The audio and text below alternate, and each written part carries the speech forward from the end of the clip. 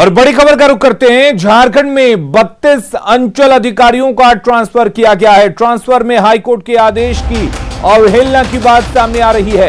High court ने रांची खास महल भूमि सर्वे के लिए सदर सीओ को नोडल अधिकारी नियुक्त किया था।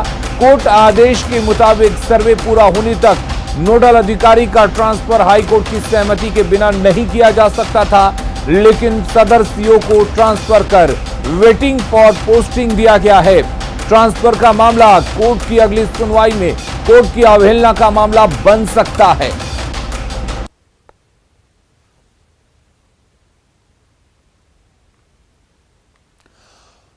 और हमारे साथ झारखंड के संपादक संतोष कुमार जुड़े हुए हैं। संतोष, बताइए, जब अंचल अधिकारियों के ट्रांसफर हो रहे थे तो क्या सीनियर अधिकारियों ने सरकार को हाईकोर्ट के आदेश की जानकारी नहीं दी थी?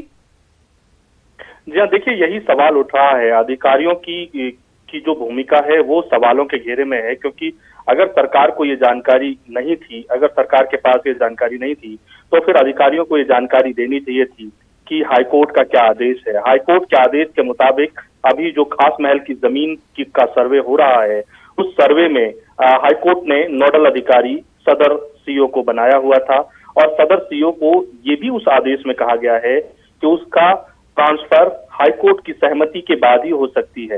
तो ऐसे में जब ट्रांसफर की ये लिस्ट बन रही थी तो उन अधिकारियों के ऊपर की भूमिका सवालों के घेरे में है कि आखिर उन्होंने अपनी जिम्मेदारी क्यों नहीं निभाई, क्योंकि अगली जब सुनवाई होगी तो ऐसे में सरकार की काफी किरकिरी हो सकती है। तो और इस किरकिरी का जिम्मेदार वो अधिकारी होंगे जिन्होंने सरकार को ये जानकारी नहीं बताई कि हाईकोर्ट का आदेश क्या था।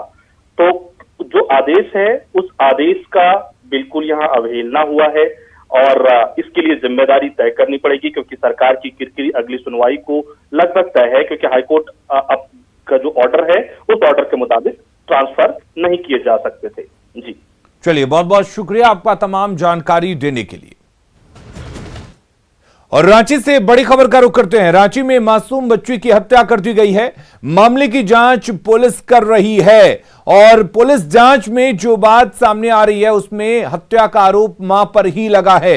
बच्ची की मां को पुलिस हिरासत में ले चुकी है। आरोपी से पूछताछ की जा रही है। बेटी के जन्म के बाद घर में विवाद जारी था, और उसी विवाद से परेशान थी ये महिला।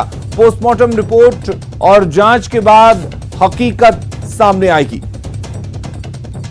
और ओम प्रकाश जुड़े हुए इस खबर पर ज्यादा जानकारी के साथ। ओम प्रकाश, पूरा मामला क्या कुछ है?